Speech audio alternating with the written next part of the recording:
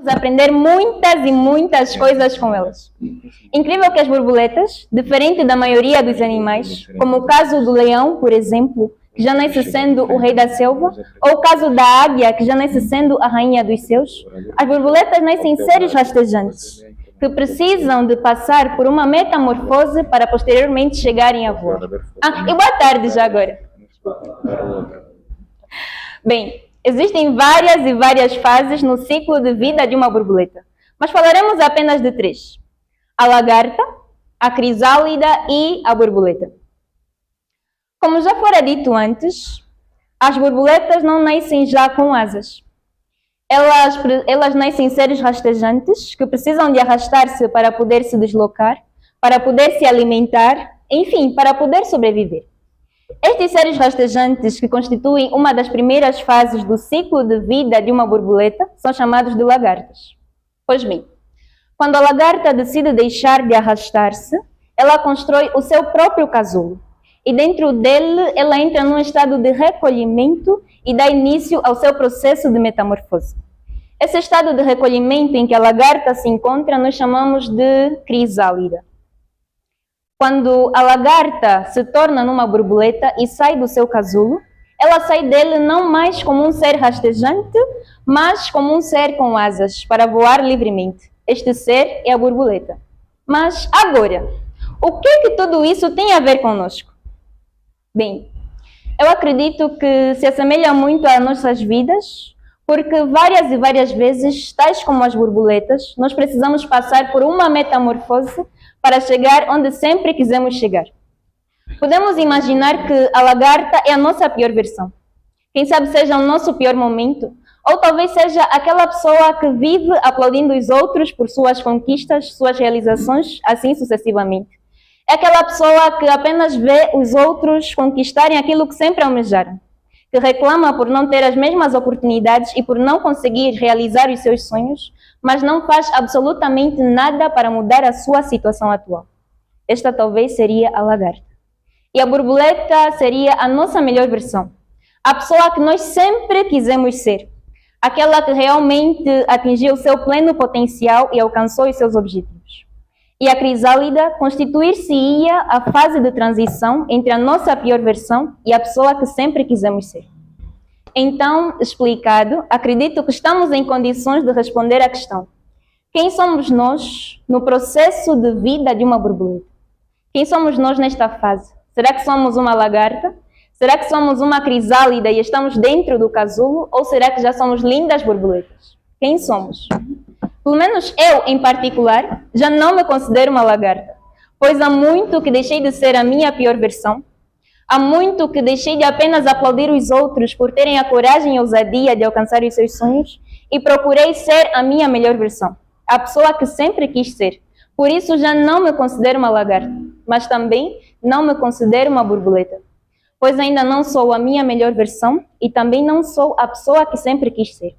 Ainda não esgotei os meus talentos, não explorei os meus limites, nem todos os meus dons. Por isso não sou uma borboleta. Me considero na fase de transição e sou uma crisálida. Então, e vocês? Quem são neste processo? Será que são lagartas? Será que são crisálidas? Ou será que já são borboletas? Quem são? Alguém gostaria de responder à questão? Ninguém? Somos como poetas, estamos cansados. Mas a questão é, cansados de serem lagartas, borboletas, ou será que não se enquadram em nenhuma dessas classes, se assim posso chamar? Ninguém? Também na fase de transição. Fase de transição. Estás a falar por todos? Todos estão na fase de transição? Pode falar, por favor? Fase de transição? Não tem ninguém aqui que já seja uma borboleta? Eu sou uma borboleta. Eu sou uma borboleta e, caso, estou na fase de voar sempre. Mais alguém que queira falar? Como se identifica? Ninguém? Mais ninguém? Muito, mas muito obrigada pelas vossas opiniões. De dizer que a primeira coisa que me chama a atenção na fase ou no ciclo de vida de uma borboleta é que nem todas as lagartas se tornam em borboletas. Por quê? Porque há aquelas lagartas que rejeitam continuar a vida a arrastar-se e aceitam passar pelo duro e trabalhoso processo de metamorfose, e há aquelas lagartas que preferem continuar a arrastar-se o resto da vida do que enfrentar a solidão do casulo e o processo que é a metamorfose, que chega a ser muitas das vezes doloroso. Eu acredito que muitas das vezes isso acontece em nossas vidas, porque todos nós temos desafios, dificuldades, derrotas, dissabores, assim sucessivamente. Mas há quem escolhe enfrentar as suas dificuldades e desafios, aprender com suas derrotas e torna-se numa pessoa melhor. E há quem prefere abraçar os seus fracassos, culpar a terceiros por ter falhado, culpar a sua situação econômica atual ou a sua situação emocional, assim sucessivamente. E escolhe ficar na zona mais perigosa que existe, que é a zona de conforto. Bem, acredito que alguém que pode nos ajudar bastante a entender estes dois tipos de lagarta é um dos maiores inventores da história. Aquele que inventou a lâmpada. Será que alguém sabe de quem se trata? Podem falar mais alto, por favor? Thomas Edison, muito bem. Estamos falando do exímio Thomas Edison. E alguém sabe quantas vezes é que ele falhou, ao longo da sua vida, em suas mais de 1000 invenções? Quantas vezes é que ele falhou? Certo. Ele disse que não falhou, mas nós consideramos falhanços. Pelo menos alguns. Alguém sabe uma estimativa de quantos são mais ou menos? 1000. Não. Esses 1000 foram, pelo menos, quando ele estava a criar a lâmpada. Em toda a sua vida, nas suas mais de 1000 invenções, quantas vezes é que ele falhou? Alguém tem uma estimativa, pelo menos? Bem, a estimativa é cerca de 10.000 vezes. E, como alguém já disse antes, muito obrigada, ele, depois de falhar tantas vezes, disse que eu não falhei, apenas descobri 10.000 maneiras que não funcionam. Thomas Edison foi uma lagarta, se assim posso chamar, que teve de tudo e mais alguma coisa para continuar vivendo a vida a arrastar-se. Mas ousou ir contra todos os desafios. No caso, ele foi vaiado várias e várias vezes pela mídia, foi debochado por parte de seus companheiros, por seus familiares, assim sucessivamente. Ele tinha de tudo para ser um fracassado, mas escolheu enfrentar as suas derrotas e aprender com todos os seus fracassos e tornou-se numa borboleta. E que linda borboleta que ele se tornou hoje. A segunda coisa que me chama a atenção na fase de vida de uma borboleta é que quando as lagartas decidem deixar de arrastar-se e construir o seu próprio casulo, entrando no estado de metamorfose, elas optam por alimentar-se de coisas mais saudáveis. Coisas que lhe darão força e energia para posteriormente romper o seu casulo. Bem, Amaro Geraldo Wombo, escritor angolano, em seu livro Asas para a Vida se questiona: de que estamos a nos alimentar? Como clamamos por metamorfose se apenas nos alimentamos de diversão e entretenimento? Como? Ou seja, como é que nós queremos ser pessoas saudáveis se apenas nos alimentamos de fast food? Como é que eu quero ser uma das melhores alunas da minha turma se eu passo a vida nas redes sociais? E toda vez que surge a necessidade ou a oportunidade de estudar ou ler algum livro que talvez edificasse a minha alma, eu prefiro fazer qualquer outra coisa que seja interessante. Como é que eu quero ser uma grande empresária, uma grande mulher de negócios, se eu não sei nada sobre empreendedorismo? E toda vez que surge a oportunidade de fechar um grande negócio, eu me acanho e digo que é perigoso e que posso perder o meu dinheiro. Como? De que estamos a nos alimentar? É importante termos em mente que nós somos e nos tornamos aquilo de que nos alimentamos. Então, se verdadeiramente queremos crescer na vida e ganhar asas como a borboleta, é necessário que paremos de nos alimentar de coisas antimetamórficas, coisas que em nada impulsionam o nosso crescimento. A terceira coisa que me chama a atenção na vida de uma borboleta é o casulo. O casulo é um local que ela mesma constrói para dentro ela dar início ao seu processo de metamorfose. Ele é um local muitas das vezes escuro, porque nem sempre permite entrar luz. É um local solitário e o processo de metamorfose é duro e trabalhoso. Mas ainda assim, ela escolhe entrar no casulo e dentro dele dar início à sua metamorfose. E será que alguém sabe o que acontece com a borboleta quando ela não consegue sair do casulo? Não ouvi. Podem falar mais alto, por favor? Ela morre. Muito bem, mas como é que ela morre? Morre por quê? Por asfixia, muito bem. Ela morre asfixiada ou sufocada no casulo que ela mesma construiu. Eu acredito que muitas das vezes isso acontece conosco. Todas as vezes que nós temos alguma ideia, algum projeto, algum dom, algum talento que nós estamos desenvolvendo, mas nós somos sufocados por nossos medos, pela pressão social, pelas nossas inseguranças, assim sucessivamente. Nós somos sufocados por tudo isso e nos deixamos morrer, ao invés de voar, nos esquecendo que só se torna numa borboleta a lagarta que ousou sair do casulo. A quarta e última coisa que me chama a atenção na vida de uma borboleta é que quando a lagarta sai do casulo, pelo menos aquelas que conseguem sair e se tornam em borboletas, elas deixam de se comportar como lagartas e passam a comportar-se como borboletas. O apóstolo Paulo, em sua primeira carta aos Coríntios, disse o seguinte: quando eu era menino, andava e pensava como menino. Mas agora que cresci e me tornei num homem, deixei de lado as atitudes de menino e passei a comportar-me como um homem adulto. Da mesma forma, quando nós enfrentarmos o processo de metamorfose e nos tornarmos em borboletas, é necessário que deixemos de lado as atitudes rastejantes de lagartas. E o que seriam essas atitudes de lagartas, as rastejantes, e quais seriam as atitudes de borboletas? Essas atitudes seriam deixarmos de ser jovens conformistas, coitadistas e negativistas e passarmos a procurar a nossa melhor versão. Desculpe. Outra atitude seria pararmos de reclamar do que não deu certo, pararmos de culpar terceiros pela nossa situação atual e ousarmos tentar novamente, mas desta vez com uma nova mente, a mente de uma lagarta. Outra atitude que seria deixarmos de reclamar das coisas que não deram certo. Já falei isso. Mas bem, algo que pode nos ajudar muito neste processo é utilizarmos a técnica DCD de Augusto Cury. Ela é mencionada em seu livro Manual dos Jovens Manual dos Jovens Estressados, mas muito inteligentes. A técnica DCD, duvidar, criticar e determinar, duvidar, criticar e determinar, é utilizada todas as vezes que nós ousamos duvidar de nós mesmos e dos nossos limites, criticamos a nossa versão atual e determinamos sermos pessoas melhores, aquelas que sempre quisemos ser.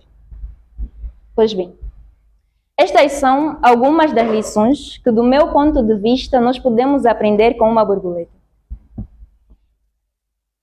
David Goggins, em seu livro Nada Pode Me Ferir, disse que a motivação só vem pela decisão.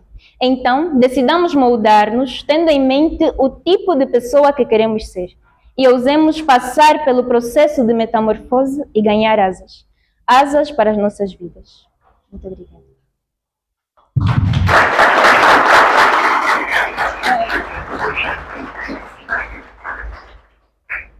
Muito bem.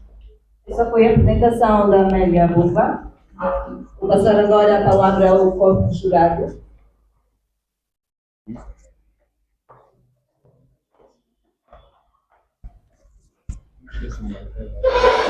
Oi?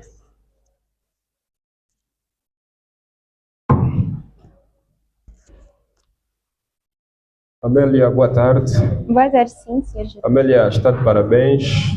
Obrigada. Trouxe um tema que nos ajudou a viajar, a refletir. De facto, no mundo do pensamento, no campo da filosofia, usa-se muito o argumento por analogia. E a Amélia soube, não é, a partir das borboletas, trazer dados que nos ajudam a pensar outra vez.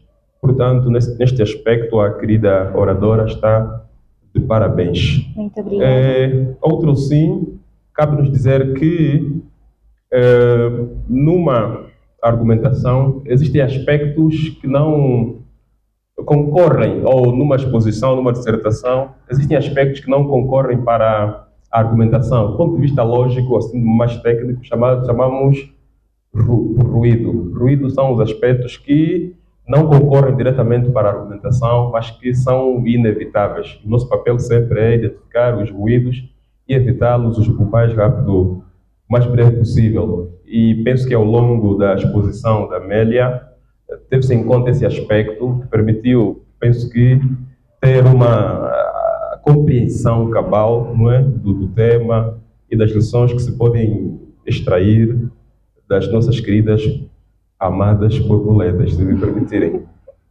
Mas, Amélia, dado que estamos num concurso cujo lema é Sobreviva Argumentando, eu esperava mais da Amélia do ponto de vista de dados científicos, de estudos. E talvez aqui poderia trazer à tona estudos do campo da psicologia, um dos autores que muito falou desse aspecto motivacional, acho que foi Maslow, e já deve ter ouvido falar. Claro, né, que trouxe aqui Augusto Cury, o apóstolo Paulo, enfim, não é? Serve, mas nem tanto, né? Uma vez estamos aqui num contexto mais científico, mas de certeza que há lições que podemos extrair dele. Uma primeira questão, Amélia. Quais seriam as fases, assim, não é? Olhando para um ser humano concreto, quais seriam as fases que caracterizam, não é? As etapas, se podemos assim chamar, da largata, borboleta e assim por diante. Como é que pode, de forma assim muito específica, caracterizar essas fases? E com exemplos, se puder. Bom, seguindo na nossa linha de pensamento, começamos com a lagarta, é um ser que se arrasta. Ela tem que arrastar-se para poder sobreviver. E nós muitas das vezes podemos adequar isso ao nosso contexto. Nós falamos aqui de solidão, depressão e ansiedade. Muitas das vezes, acredito que muita gente já passou por essa fase que nós nos sentimos, parece que todo mundo está melhorando, mas nós não. Nos sentimos solitários, nos sentimos impotentes, assim sucessivamente. Então, quando nós passamos por esse desafio e somos a nossa pior versão, quem sabe aquela pessoa que a gente olha para o espelho e diz, eu não queria ser assim. Não do ponto de vista físico, mas sim do ponto de vista psicológico, ou seja, a minha pessoa como um todo. Então, eu consideraria essa pessoa a lagarta, porque estamos no nosso pior estado, no chão, praticamente, e nós precisamos nos moldar. Esse processo que a gente vai utilizar para nos moldarmos, talvez poderíamos chamar de crisálida, e que estamos dentro do nosso casulo. Nesse casulo, nós vamos aproveitar para sarar as nossas feridas, fazer uma introspeção das coisas que não deram certo e o porquê, para posteriormente nos tornarmos pessoas melhores. Essas pessoas melhores seriam as borboletas e, assim, as nossas melhores versões, diferente da lagarta. Não sei se consegui responder a questão. Ok. Amélia citou um autor cujo título da obra é Acho que Nada Me Pode Ferir. Certo. Concorda com essa ideia de que nada nos pode de facto ferir? E tendo em conta o teu tema, não é? Essas fases, porque as borboletas passam e certamente nós também, em alguns aspectos da vida, passamos por muitas metamorfoses, como trouxe à tona. Nada nos pode ferir. Concorda? Ou trouxe apenas para dar suporte a uma ideia que o autor traz nesta obra? Bom, antes de responder, eu apresentaria 2 pontos de vista. Nada pode me ferir. Do ponto de vista físico, assim que nada pode ferir o meu corpo, eu estaria errada, porque há várias coisas que podem me ferir. Mas do ponto de vista psicológico, quando nós nos tornamos fortes emocionalmente, deixamos talvez de depender dos outros e nos temos como prioridade, depois de Deus, é claro, nós chegamos num estado que certas ações que não dependem de nós não nos magoam. Então, eu acredito que se a gente evoluísse do ponto de vista emocional, poderíamos chegar nesse estado de que nada pode nos ferir. Agora, esta ideia de que nada pode nos ferir, comparando com as borboletas, acredito que também depende. Na fase de lagarta, há muitas coisas que podem nos ferir, porque nós ainda estamos vulneráveis e somos a nossa pior versão. Ou seja, nós acreditamos em qualquer coisa que as pessoas disserem a nosso respeito.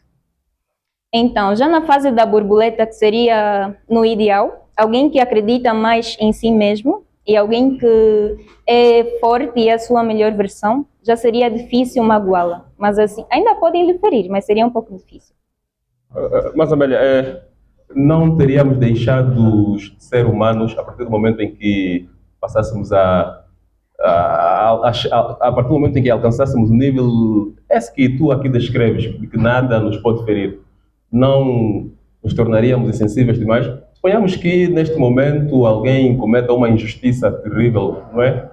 Contra o professor Jeremias e impede a sua viagem para o Reino Unido, na sequência de uma formação. Será que, apesar de não é ter alcançado o nível da borboleta, será que, quer dizer, deixar de ter essa sensibilidade à dor, isso não nos tornaria menos humanos do que somos? Como é que tu encaras essa ideia? Bom, já estou a ver que foi uma armadilha. Mas pronto. Bem, no caso da viagem para o exterior, eu acredito que todo mundo aqui quer ir para o exterior, seja não foi. Foi só um exemplo, não é? Então seria muito doloroso e realmente o feriria, mas pronto, tem razão. Esta abordagem aqui de que nada pode nos ferir do ponto de vista emocional é um pouquinho errônea e peço desculpas. Obrigado.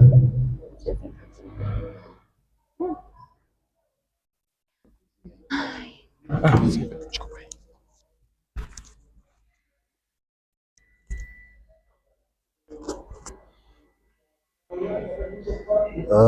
Amélia, tenho um pouco a dizer a teu respeito. Apenas assinalar 3 instâncias fundamentais. A primeira foi apenas uma má conjugação, uma conjugação errada, que seria pretérito mais do que o perfeito, como já fora dito. Entendi. Bom, não sei. Fora é pretérito mais que perfeito de quê? Do verbo ser, né? Do verbo, sim. Não, do verbo ir.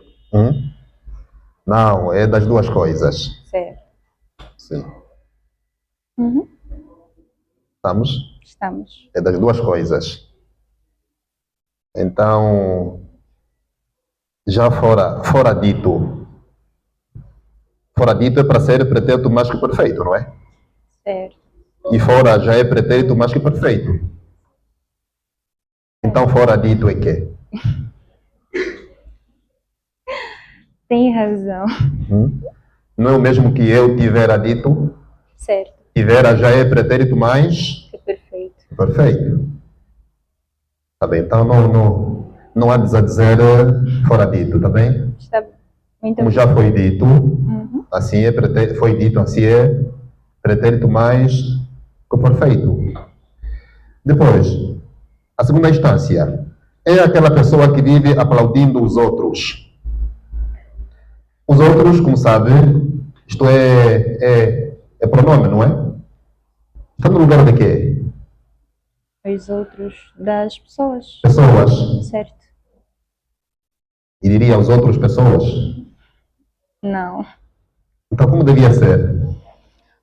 As outras. É aquela pessoa que vive aplaudindo As outras. as outras. Precisa concordar com o antecedente. Estamos? Estamos. É isso. Depois, a gente vai utilizar, quer dizer, as técnicas que a gente vai utilizar para nos moldarmos. Não seria que a gente vai utilizar para se moldar, Certo.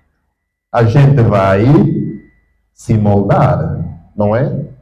Ou a gente vamos nos moldar? A gente vai se moldar. Tá bem, então não andes mais a dizer essas coisas em frente das pessoas.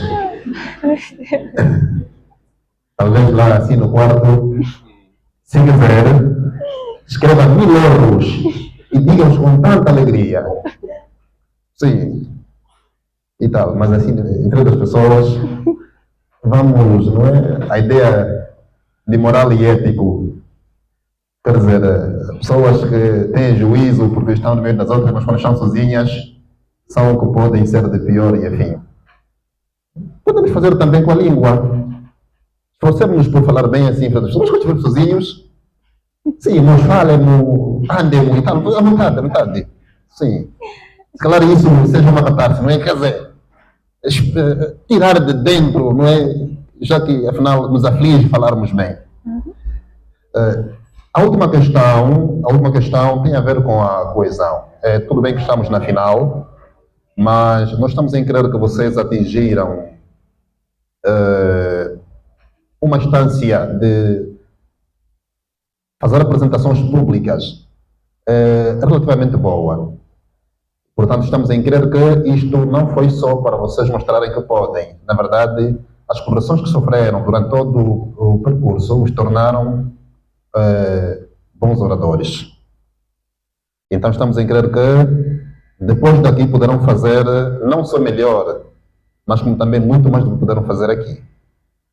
Nesse sentido, a questão da coesão, aquela a que se referia o professor Menezes, que tem a ver com o uso indiscriminado dos pronomes. Você, tu, assim, não é? No momento diz você, no momento diz tu, no momento diz nós. Mas a minha questão é mais sobre tu e você. Se estiver a escrever, devia ter ou deve ter o cuidado, de não misturar os pronomes. O pronome com o qual começar a trabalhar é esse que deve se manter lá. Isso chama-se coesão. Estamos? Estamos. Sim. Porque se for um texto que você escreve agora e tiver que ser analisado daqui a 40 anos, ainda podemos pensar que a autora do texto não é a mesma. Quer dizer, esse é daqueles textos, nós vemos, por exemplo, a Carta aos Hebreus. Quer dizer, não é a introdução, de facto, não é Paulina, a conclusão também é Paulina, mas o desenvolvimento todo não é e tal. Quer dizer, a maneira de escrever de Paulo não é a que está em todo o processo de desenvolvimento daquela carta. Então, quando examinam, dão conta que possivelmente aquela carta tem vários autores. É o mesmo.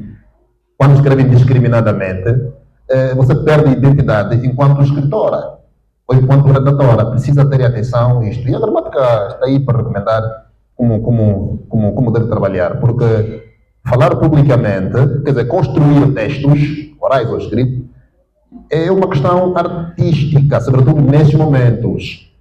E como artista, não é, deve ter preparação, por um lado, e depois fazer o incomum. Porque se for bastante comum, não é arte. Se for bastante comum, não é arte. Pois não sei, depois aquele que dizer o mundo é arte, pronto. É, ou não é? Sei. Mas coisas bastante comuns, pronto. Então é por aí. Precisa ter a atenção apenas nesse ponto. Agora, dizer também, elogiosamente, que tanto a Amélia quanto a Márcia, mas agora falo da Amélia, tem um progresso ao nível linguístico muito grande. Muito grande. Controlou-se muito melhor do que nas sessões passadas. E eu penso que, não é? Olho para o nosso diretor e digo comigo mesmo que formamos uma grande oradora. Não estou a dizer que é a que vai ganhar. Porque também a Márcia é gigante, o que fez é que todo mundo sabe. Estamos em crer que todos que vão passar aqui hoje, porque são finalistas, estamos a dizer que nós somos levianos, por isso chegaram aqui. Então, eu vou felicitá-la. Está de parabéns. Se tiver trazido bolo, acho que vai lhe caber bem. E tal. É tudo, acho que da minha parte. Muito obrigada. Sim.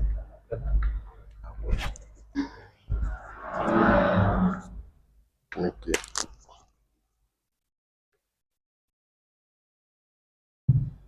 Amélia, boa tarde para si. Boa tarde, muito obrigada. Felicitá-la também por este momento e vamos aos comentários que se impõem. Bem, não te lembra nada essa expressão? Bem, Me lembra um dos meus vícios de linguagem. ok. E ouvimos menos mais de 3 vezes. Bem. E nós dizemos que os vícios de linguagem, não há erro nisto, mas a língua portuguesa é vasta. Atenção, não há erro quando entre os vícios de linguagem existem os vulgares e os menos vulgares. O bem não é vulgar. Não é vulgar, é comum, portanto. É uma expressão que não é vulgar, do tipo, o né, ok, já, tá fixe. Esses vícios são chamados vulgares. Mas a questão é que, sendo vulgar ou não, a expressão, se for repetidas vezes pronunciadas pelo orador, e quando a gente faz isso é de forma inconsciente, a única questão que fica é que temos um vocabulário pobre. E quando se vai falar em público, é bom que o orador tenha um vocabulário enriquecido. Novas formas de dizer, okay? Novas formas de argumentar. E lembro-me, numa das sessões, em gesto de partilha, recomendei o livro Cidália Fernandes, Argumentar é Fácil. Dentre as boas coisas que aquele livro traz, por exemplo, a questão dos conectores do discurso. Terminas uma ideia, ao começar a outra ideia, que expressão vai utilizar. No entanto, entretanto, porquanto, todavia, porém, enfim, muitos conectores do discurso. Então, se ler, procurar exercitar, vai ajudar a combater essa questão do vício. Mas também a pausa, falar pausadamente ajuda.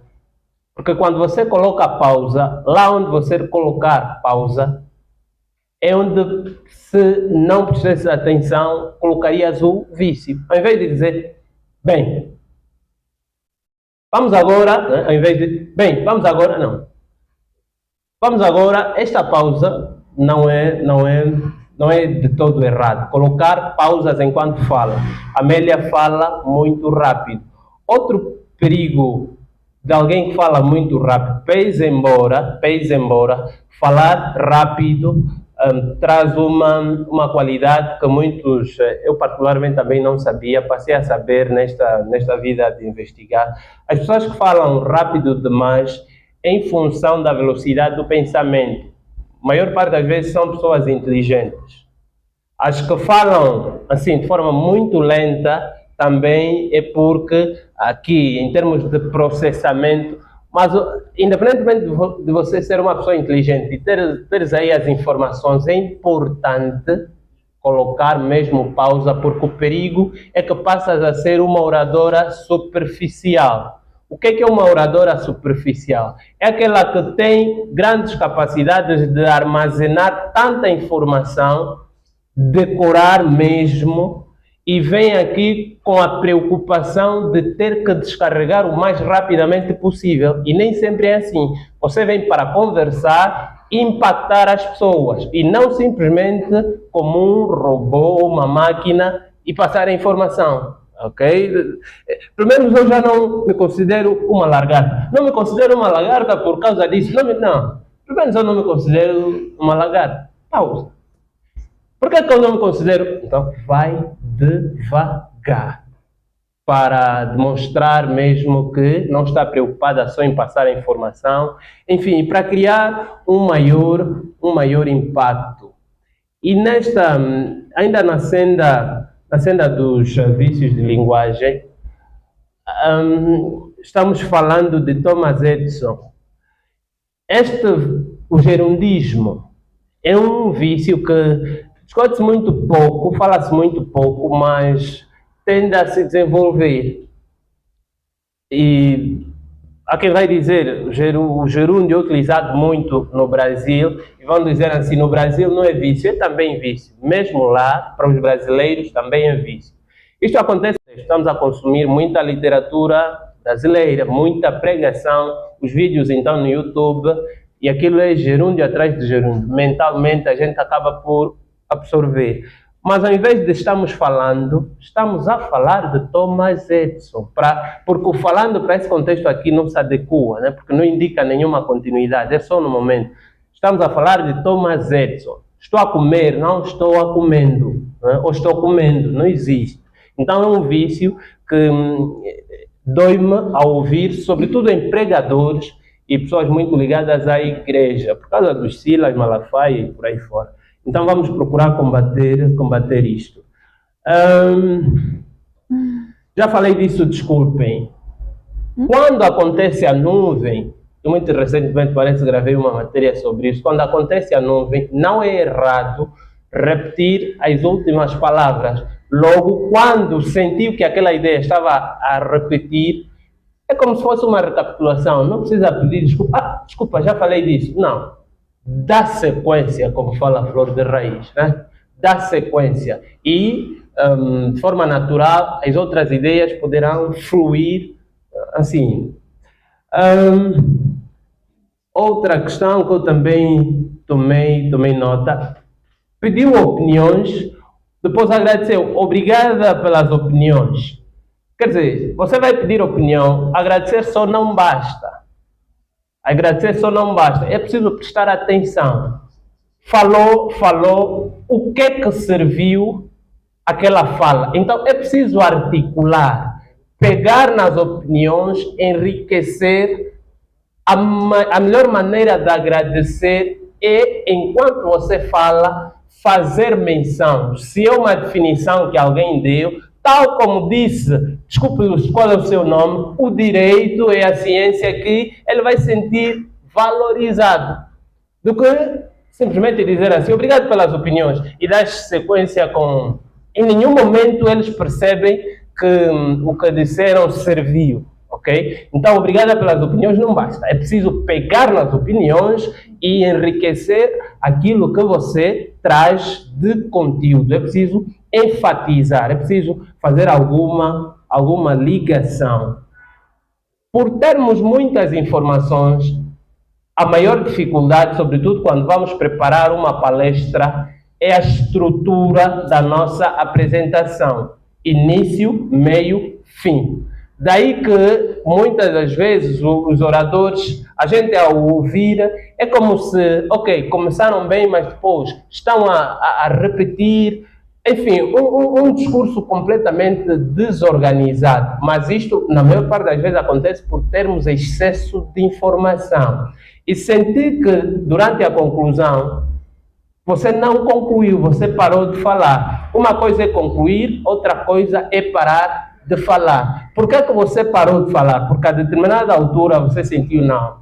Era muita coisa que você queria novamente trazer, mas que não estava organizada. Então, independentemente de muita informação, crie um mapa mental, um guião, assim, em miniatura, para você perceber. E no final, as pessoas temos que instigar, provocar uma reflexão, aconselhar, motivar. A conclusão deve deixar claro a expressão ou a questão por que falar. Por que é que você veio falar sobre a aprendizagem que temos que ter com a borboleta? Então a conclusão é que você não concluiu, você parou de falar. Ok? Então prestar atenção a esses aspectos. De resto, obrigado pela atenção, está de parabéns. Eu que agradeço pela correção. Okay.